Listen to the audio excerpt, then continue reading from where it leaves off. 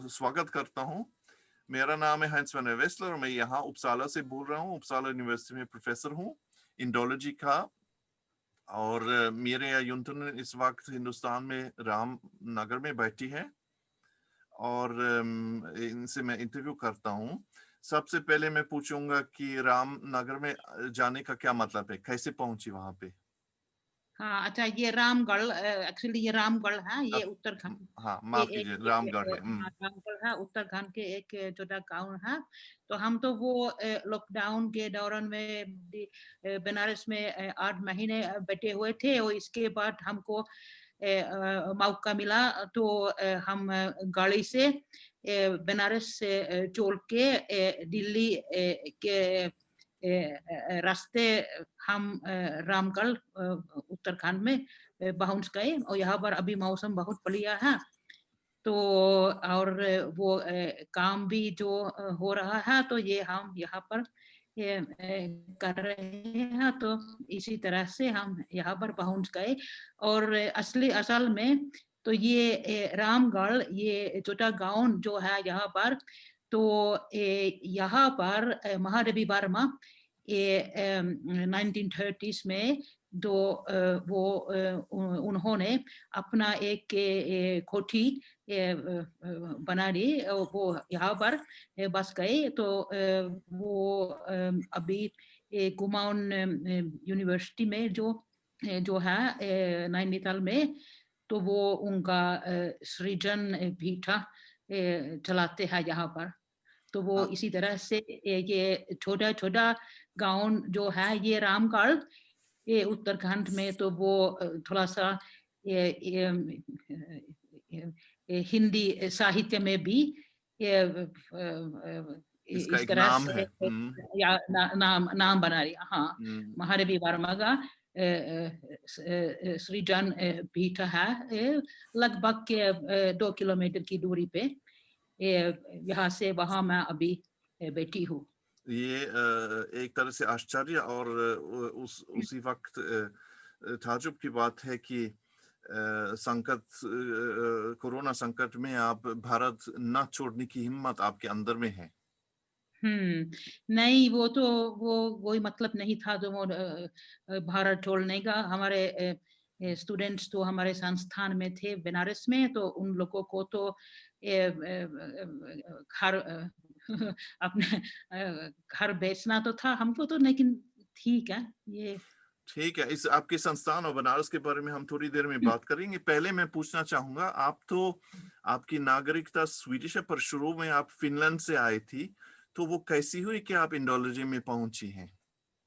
नहीं, मैं तो मैंने फिनलैंड छोड़ दिया वो कुछ ऐसा 16-17 उम्र में, क्योंकि उसी समय में फिनलैंड में तो कोई ऐसा मौका नहीं था जैसे विश्वविद्यालय पढ़ने के। तो मैंने छोड़ दिया और स्वीडन आके तो मैंने क्या कहते हैं लिंग्विस्टिक्स में चली गई स्टॉकहोम यूनिवर्सिटी में। और वो लिंग्विस्टिक्स पढ़ने के बाद मैंने सोचा, तो और किसी ने मुझको बता दिया तो तब थोड़ा सा संस्कृत भी जानना चाहिए। तो मैंने सोचा अच्छा ठीक है, तो उसको भी करूंगी। और संस्कृत मैंने पढ़ लिया 1-2 साल और इसके बाद मैंने सोचा तो वो आधुनिक भारत के बारे में भी तो थोड़ा सा कुछ जानना चाहिए। तो इस तरह से तो मैं हिंदी में पहुंच गई। तो यही है मेरा। तो हिंदी के साथ आपकी क्या कहानी? हिंदी बहुत पसंद है या कैसी हुई है? नहीं, पसंद तो बिल्कुल जैसे क्या क्या क्या क्या कहूँ, पसंद तो बिल्कुल है। जैसे मैं पहली बार मैं आई थी भारत 1986 में, और तब उसी समय में तो हिंदी तो बहुत ठीक से मुझे नहीं आती थी। और लेकिन फिर भी मैंने सोचा तो अरे बिना हिंदी तो हम क्या कहाँ जाएंगे। तो हिंदी तो जानना चाहिए। अगर भारत और पूरा भारत में भी वो कहीं भी और अभी भी उसी समय में भी और अभी भी ये मेरा कहना है। तो बिना हिंदी तो काम नहीं भारत चलेगा। कैसे हाँ नहीं चलेगा, कैसे हम रहेंगे। तो कहीं भी हम जाएंगे तो कोई किसी तरह से तो हिंदी हिंदी को तो जानना चाहिए। और इसके बाद वो भी मुझे पता चला तो कितना दिलचस्प है ये इंटरेस्टिंग ये हिंदी क्योंकि किस तरह से हिंदी बदलती है। तो पश्चिम और ये पश्चिम हिंद भारत से पूरा भारत तो इस तरह से तो ऐसे बदलती बदलती तो जैसे मैं विदेशी हूँ तो मेरी विदेशी हिंदी भी तो इंडिया में चलती है।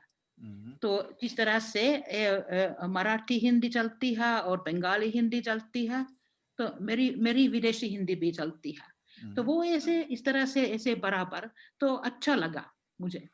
पर वो कैसा विश्वास हुआ आपको विश्वास की हाँ यार आपको या आपने यहाँ इंडोलॉजी की पूरी पढ़ाई की, आपने पीएचडी भी की यहाँ स्टॉकहोम यूनिवर्सिटी में। वो कैसे हुआ कि आपके अंदर में वो धीरज और वो हिम्मत वो सब बनी? कुछ लोग कहते हैं भारत में बहुत लोग अंग्रेजी समझते हैं जैसे, तो फिर हिंदी की कोई जरूरत नहीं है।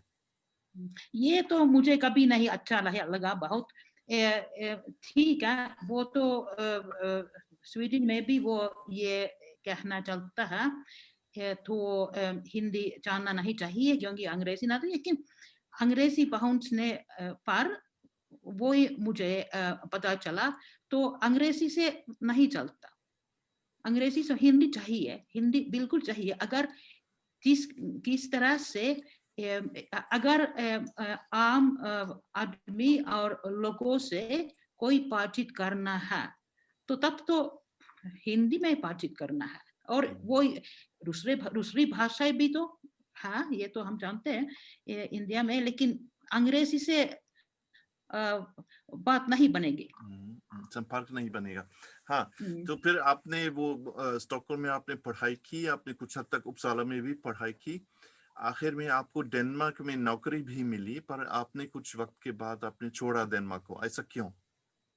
नहीं मैंने चला क्यों हाँ मैं गई थी डेनमार्क के 2 साल के हिंदी बाद मैं पढ़ाने के लिए खासकर। हाँ हिंदी पढ़ाने के लिए हाँ। और अच्छी नौकरी थी, लेकिन और उसमें तो कोई दिक्कत नहीं थी, लेकिन मैंने छोड़ा उसको क्योंकि मैंने सोचा तो मैं स्टॉकहोम में मैंने पढ़ाया और उपसला में भी पढ़ाया और तब तो वो और इस यूनिवर्सिटी में मैंने पढ़ाया डेनमार्क में। लेकिन मैंने देखा तो विदेशी विद्यार्थियों के लिए एक्चुअली वो जो चाहिए ये प्रैक्टिस। और मैंने सोचा तो ठीक है अगर हम भारत में कुछ कोई संस्थान और कुछ बना सकते हैं ऐसे असली कार्यक्रम उन लोगों के लिए जो जिसमें सिस्टमेटिकली हम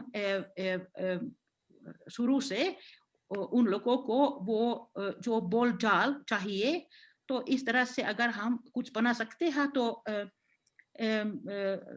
ये था मेरा ऐसा आइडिया। एक्चुअली इससे पहले मैं दिल्ली में मैं काम करती थी नॉर्डिक सेंटर में 6 साल नॉर्डिक सेंटर का डायरेक्टर थी। तो उसी समय में भी मैंने थोड़ा सा खोज दिया अगर कोई संस्थान है और कोई जगह है इंडिया में जहाँ हमारे विद्यार्थी जिसमें हमारे विद्यार्थी भेज सकते हैं हिंदी प्रैक्टिस करने के लिए।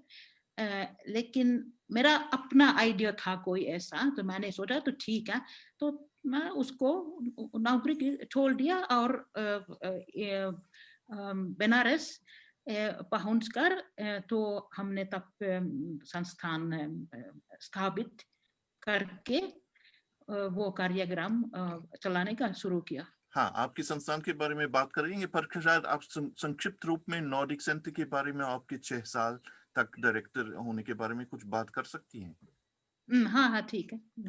तो नॉर्डिक सेंटर से 2006 से 2012 तक के मैंने काम किया उसमें तो शुरू में वो नॉर्डिक सेंटर जो था नॉर्डिक सेंटर का वो उसका स्थापना तो हुआ 2001-2002। तो उसी समय में उनमें उनके प्रोग्राम में भी वो था तो वो हिंदी कार्यक्रम बनाने का इरादा था। ऐसा लेकिन हाँ लेकिन वो नहीं हुआ और सिर्फ तब 2006 के बाद तब मैं आई थी तो उसी समय में तो थोड़ा सा क्योंकि मेरा बैकग्राउंड था इंडोलॉजी में तो इसीलिए सिर्फ इसके बाद वही भी आया था और अभी तो वो नॉर्डिक सेंटर अभी भी चल रहा है और हमारा वो संस्थान जो मैं चलाती हूँ तो हमारा बहुत अच्छा रिश्ता है नॉर्डिक सेंटर के साथ अभी भी। तो नॉर्डिक सेंटर वो एक सेंटर है, वो 4 अलग-अलग वो उत्तर यूरोप के देशों का एक सेंटर है जिसमें मेरे ख्याल से ऐसे 14 विश्वविद्यालय हैं उसी के इनका संगठन। इससे ज्यादा भी है 20 तक कुछ ऐसा अच्छा। है। और जो लोग भेजते हैं न सिर्फ हिंदी के लिए पर पूरे तरह से संस्थान बना है जो भी अनुसंधान चल रहा है भारत के बारे में और भारत के साथ वो यहाँ नॉर्डिक कंट्री से लोग आते जाते हैं वहां पे। ठीक है, तो हम आपके इनलांसों के बारे में कुछ बात करेंगे। फिर आपने इस बीच में अगर मैं वो बात भी उठा सकता हूँ, इस बीच में आपने शादी भी की। हाँ बीच में वो भी हुई और वो भी उसी जैसे क्या कहता है नॉर्डिक सेंटर इन इंडिया की मर्जी से वो अगर हम इस तरह से तो हाँ वो भी मिले मुझको हस्बैंड। हाँ तो इस तरह से आप पूरी तरह से देशी बनी या हाँ एक तरह से। ठीक, और अब ज्यादातर पिछले सालों में आपका रहना और बसना वहाँ बनारस में हुआ रविंद्रपुरी मोहल्ले में। तो आपके इनलांसो इंस्टीट्यूट के बारे में कुछ बताएं हम लोगों को। नहीं वो इनलांस इंस्टीट्यूट तो वो अभी 10 साल हो गए हो तो हमने उसका शुरू किया 2011 में और तब तो वो स्टूडेंट्स आए थे वो सबसे पहले वाला बैच जो तो था वो था ऑरहुस यूनिवर्सिटी से जो डेनमार्क से वो जिसमें मैंने काम किया और इसके बाद तो नॉर्डिक ऑरहुस से आते हैं विद्यार्थी और ओस्लो यूनिवर्सिटी से और uppsala यूनिवर्सिटी तो वो तीन विश्वविद्यालयों से तो स्टूडेंट्स आते हैं और ये है हमारा जैसे कॉन्सेप्ट हमने बनाया तो जिसमें पूरा एक हफ्ते का कोई एक विषय हमने बनाया और जिसमें जिसके ऊपर पूरा शब्दावली वोकैबुलरी क्या कहता है वो आउटडोर विजिट्स ये पूरा इस तरह से हम जैसे 10-15 हफ्ते का कार्यक्रम हमने बनाया और पूरा इंतजाम हमने कर दिया स्टूडेंट्स के लिए जो वो बनारस आएंगे तो तब तो जैसे देसी खाना भी खिलाते हम लंच पे उन लोगों के स्टूडेंट्स को और या ये तो जिस तरह से जैसे ऐसा पैकेज हमने बना दिया वो आइडिया था शुरू से और ठीक से चल रहा था अभी तक। और लोग ज्यादातर परिवारों के अंदर में रहते भी हैं और सुबह से रात तक हिंदी में बोलते हैं और वो सब जिस तरह से होना पूरा प्रोग्राम में पढ़ाने के लिए जिस तरह से होना है जब एक विदेशी को हिंदी या जो भी जुबान हम सीख लेते हैं विदेशी जुबान तो उसी हिसाब से उसके पढ़ाने में तरीका भी होना चाहिए तो वो है आपके इनलांसों में। इसी तरह से हम कोशिश करते हैं चलाने का और ठीक है ये स्टूडेंट्स को भी पसंद है जैसे कोई किसी परिवार के साथ रह सकते हैं और वो सुबह से शाम तक देख सकते हैं कैसे कैसे क्या क्या है। अगर कोई जैसे त्योहार सब कुछ जो हो रहा है तो वो परिवार के साथ सब कुछ करते हैं, वो खाना खाते हैं जो परिवार खाते हैं और वगैरह। और इसके साथ हिंदी भी सीख लेते हैं किसी तरह से। आमतौर पर हाँ। यहाँ जैसे हम इसकी तैयारी करते हैं, जो लोग हम भेजते हैं, इनको कम से कम व्याकरण काफी कुछ हद तक आता है, शब्दावली भी काफी कुछ हद तक, पर इसको एक्टिवेट करना वही चुनौती है आपके सामने। ये तो एक चीज है जो जैसे अपने विश्वविद्यालय में तो वो जो व्याकरण शब्दावली क्या कहता कहानी पढ़ने का और सब कुछ, तो वो एक चीज है। लेकिन तब वो जैसे रियल सिचुएशन में इस तरह से उसका इस्तेमाल करते, तो ये तो हम देखते हैं जैसे क्या उसमें क्या मुश्किलें हैं। तो और इसी तरह से इसी वजह से जैसे मैं भी विदेशी हूँ, मैंने भी तो हिंदी सीखी, तो मैं जानती हूँ क्या क्या क्या क्या क्या क्या मुश्किलें हैं। तो वो जो स्टूडेंट्स यहाँ पर पहुँच कर, तो इस तरह से हमने अपना कार्यक्रम बना दिया। तो बेसिकली वो जो जैसे व्याकरण जानते लेकिन फिर भी किस तरह से अपने बोलने में उसका इस्तेमाल करें।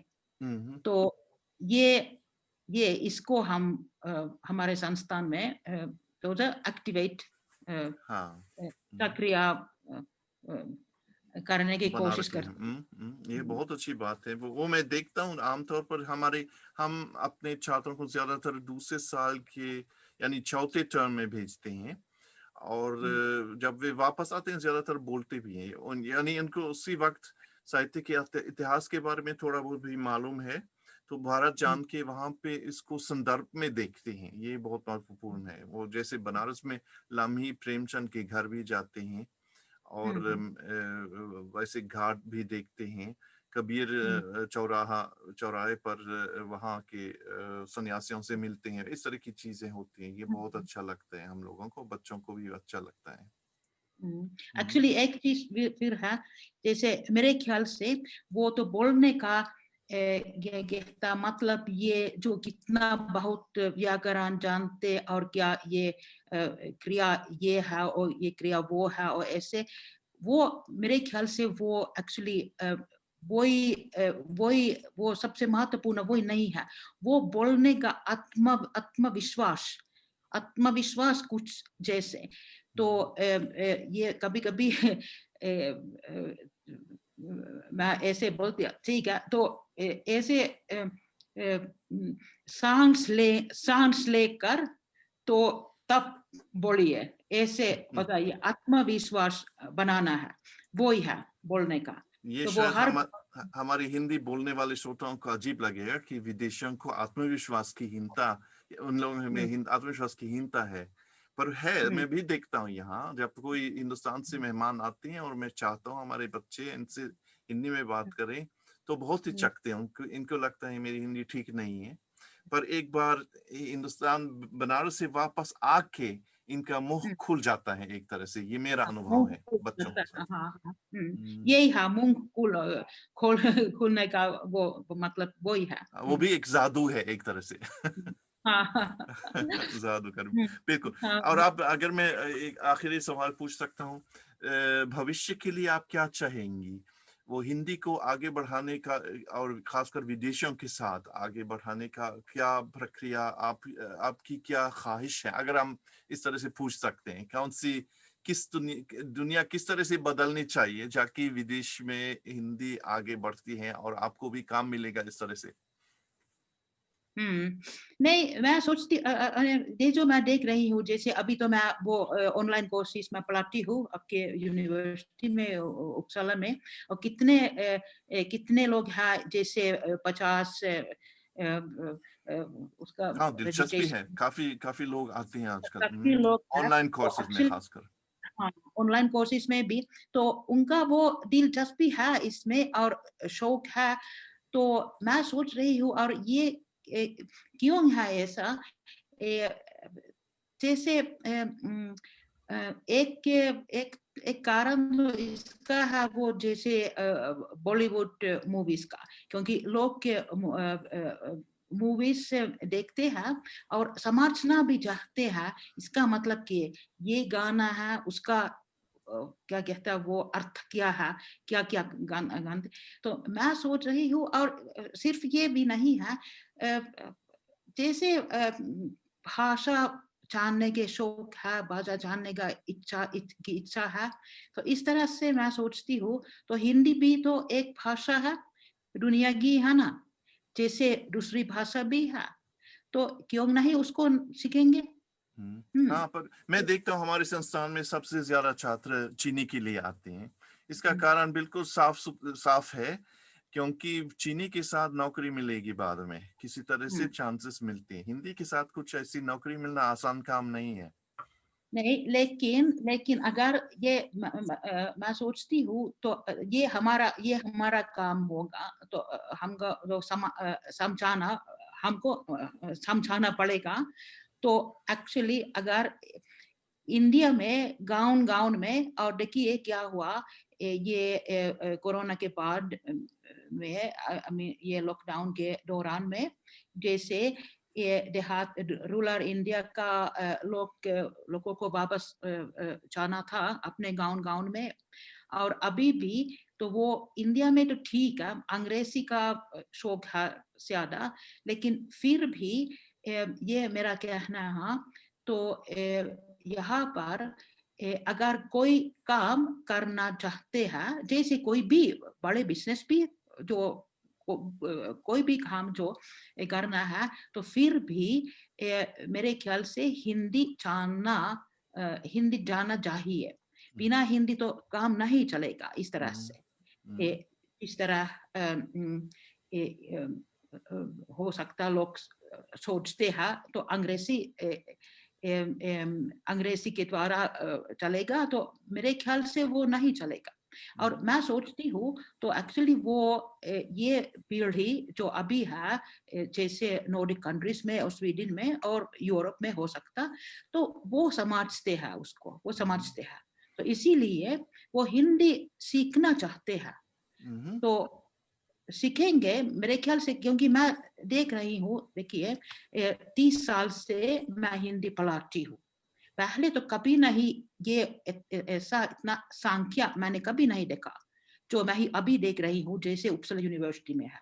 देखिए एक कोर्स में है 90, दूसरे में है 60, तो मैंने कभी नहीं देखा। ठीक है, तो सब लोग तो एक्टिव नहीं है कोर्स में, लेकिन फिर भी तो अपना वो पूंजीकरण करके, तो है ना। तो एक तरह से हिंदी की मांग है विदेश में, और लोग हिंदी सीखने के लिए तैयार है। सब तो नहीं, पर कुछ लोग तैयार है। नौकरी नहीं मिलती इसके साथ, वो तो सही है, पर जो मैं अनुभव करता हूँ हमारे बच्चों के साथ, कि कहीं ना कहीं किसी तरह की नौकरी मिलती है। लोग बेरोजगारी तक नहीं पहुंचते हैं, वो मैं देखता हूँ। तो इसके साथ में जी, आप कुछ कहना चाहती हैं? आखिरी बात आपकी है। नहीं, ये तो मैं भी इसको भी मैं देख रही हूँ। तो इनके वे लोग अपने अगर इस तरह से अपने अपने अपने को तैयारी कर रहे हैं, जैसे भविष्य जैसे दुनिया के लिए, तो मेरे ख्याल से ये बहुत अच्छी बात है। उसको भी बहुत अच्छा लगता। और ये तो इसको लेके मैं बहुत बहुत धन्यवाद कहना चाहूंगा इस इंटरव्यू के लिए, और लोगों को बहुत अच्छा लगेगा, इसमें पूरा विश्वास से। बात हुई मिरिया मलिक से, जो बनारस में इनलांसो के नाम से एक विदेशियों को हिंदी पढ़ाने का एक संस्थान चलाती हैं। इस वक्त रामगढ़ से बात करती हैं। वैसे इंस्टीट्यूट सब पूरे कोर्सेज ऑनलाइन है, इसलिए उस जगह पर रुकने की जरूरत नहीं है। और मेरा नाम है हाइंस वर्नर वेस्लर। मैं यहाँ उपसाला से बोल रहा हूँ, स्वीडन से, और यहाँ के प्रोफेसर हूँ। शुक्रिया एक बार फिर।